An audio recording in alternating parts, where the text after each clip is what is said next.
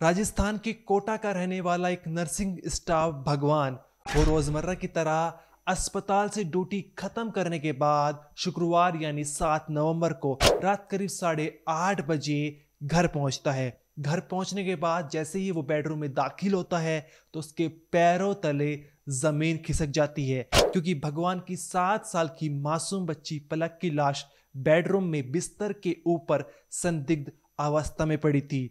वो उसे बच्ची की मौत का इतना गहरा सदमा लगा था कि उसके हाथ में जो सब्जी की थैली थी वो भी छूट गई थी।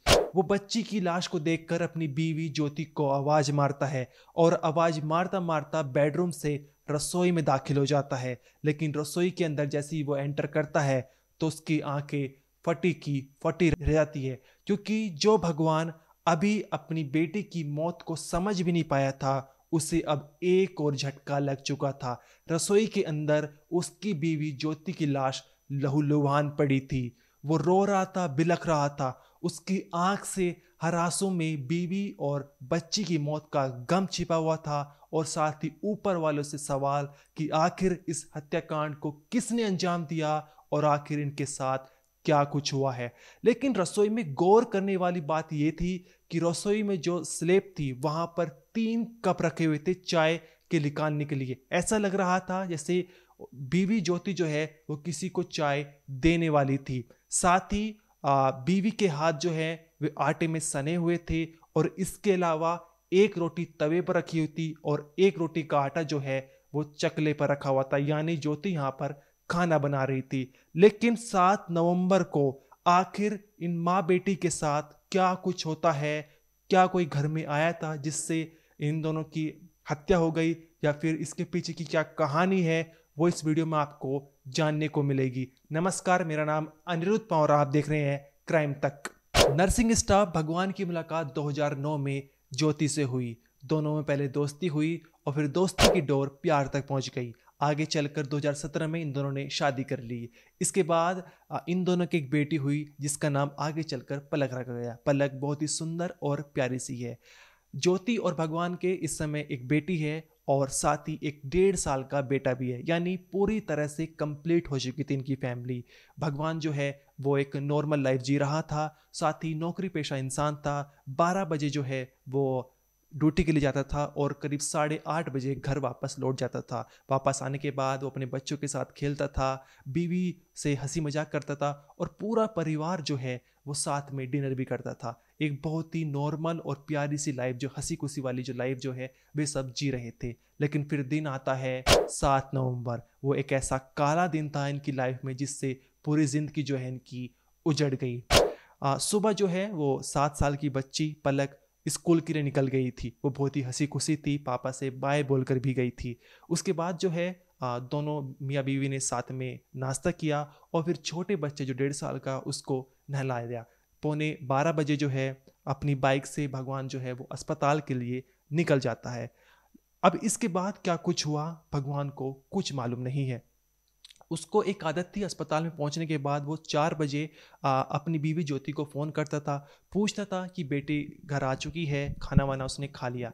लेकिन 4 बजे जब उसने अपनी बीवी ज्योति को फ़ोन किया तो उसका फ़ोन स्विच ऑफ आ रहा था, फ़ोन नहीं लग रहा था। उसको लगा शायद जो है बीवी ज्योति बच्चे को सुलाने के चलते वो भी सो गई है। लेकिन शाम 6 बजे जब भगवान ने दोबारा अपनी बीवी ज्योति को फ़ोन किया तो फ़ोन दोबारा स्विच ऑफ आया। यहाँ पर उसकी टेंशन ज़्यादा बढ़ गई थी। उसे लगा क्योंकि फ़ोन जो है ख़राब हो गया है और बेटे ने फ़ोन फेंक दिया है, क्योंकि काफ़ी दिनों से फ़ोन जो है ख़राब चल रहा था। लेकिन काफ़ी देर होने के बाद भी जब फ़ोन वापस नहीं लगा तो उसकी टेंशन बढ़ती गई और उसने पड़ोस में रहने वाले सोनू को फ़ोन लगाया।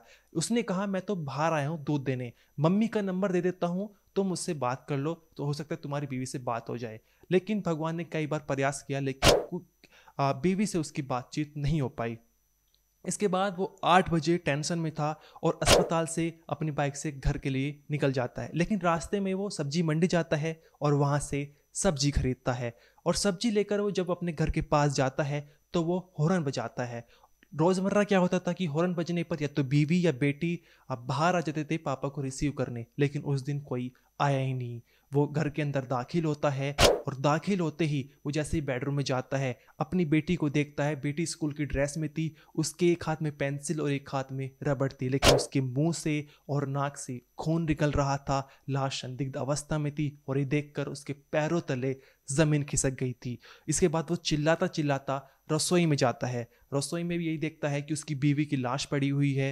उसके भी चोट के निशान हैं, हाथ जो है वो आटे में सने हुए हैं। एक रोटी तवे पर थी, दूसरी रोटी चकले पर रखी हुई थी और 3 कप जो है साइड में रखे हुए थे। यहाँ से वो पूरी तरह बिलख जाता है, रोने लगता है, पड़ोसियों को बुलाता है, पड़ोसी जो मदद करते हैं उसकी, और बीवी और बच्ची को जो है अस्पताल में ले जाता है, लेकिन उनकी मौत पहले ही हो चुकी थी, उन्हें मृत घोषित कर दिया गया था। इसके बाद पोस्टमार्टम के लिए भेजा जाता है। लेकिन सवाल ये था कि आखिर बीवी और बच्ची के साथ जो है क्या कुछ हुआ था वो 12 बजे से लेकर 4 बजे के बीच में, क्योंकि 4 बजे उसने फ़ोन किया था तो फ़ोन स्विच ऑफ आ रहा था। तो ये तो कंफर्म है कि 12 बजे से लेकर 4 बजे के बीच में बीवी और बच्चे के साथ कुछ ऐसा हुआ है। और यहाँ पर एक पॉइंट ऐड करने वाली बात ये है कि शायद 2 बजे के लगभग जो है वो बच्ची स्कूल से वापस आई होगी। या तो कोई स्कूल से ही उस बच्ची के पीछे लग रहा हो, या फिर हो सकता है कि कोई अनजान इंसान इस घर में दाखिल हुआ हो, चाय मांगी हो, क्योंकि आपको ध्यान होगा कि 3 कप जो है चाय स्लेब पर रखे हुए थे चाय के निकालने के लिए, और फिर इस हत्याकांड को अंजाम दे दिया गया हो, जहां पर बच्ची को बेडरूम के अंदर गला घोंटकर हत्या कर दी गई हो, और हो सकता है रसोई में जो है बीवी की हत्या कर दी गई हो।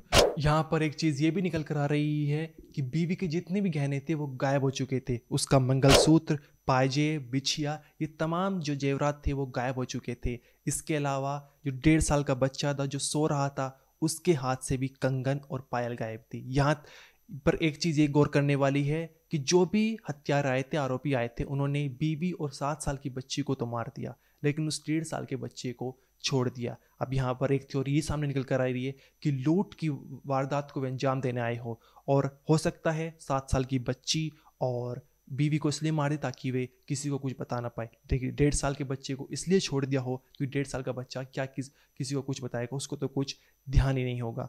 अब इसके बाद क्या है, भगवान ने बताया कि मेरी ना तो कोई रंजिश है, ना ही किसी से दुश्मनी। मैं तो एक सुखी परिवार वाला इंसान हूँ। छोटा सा मेरा परिवार है, बीवी है, 2 बच्चे थे, लेकिन और मैं ड्यूटी से घर से ड्यूटी जाता था और ड्यूटी से घर आता था, ना ही रास्ते में किसी से मिलता था। मेरी किसी से क्या दुश्मनी होगी, क्यों जो है वो मेरी और बीवी बच्चों को किसी ने मार दिया है, उसको ये बात समझ में नहीं आ रही। पुलिस जो है इस केस में जांच कर रही है, पोस्टमार्टम करा दिया गया है, और शुरुआती जांच में ये सामने निकल कर आया है कि गला घोंटकर जो है वो हत्या कर दी गई है। लेकिन अभी भी इस हत्याकांड में ये मिस्ट्री बनी हुई है, गुत्थी उलझी हुई है कि आखिर 2 बजे से 4 बजे के बीच में इस घर में आखिर क्या कुछ हुआ था, जिससे 7 साल की बच्ची पलक और उसकी माँ ज्योति का मर्डर हो गया है। इस मामले में इतना ही। आपका जो भी कहना है कमेंट सेक्शन में जरूर बताइए। आप देखते रहिए क्राइम तक।